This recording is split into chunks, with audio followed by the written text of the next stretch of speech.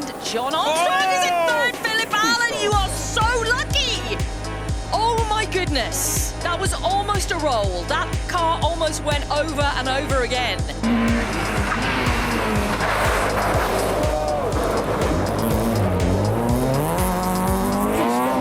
I just still love watching these guys throw these cars through the forest, you know, with whoa! Oh no, he saved it though. That was Elvin's corner.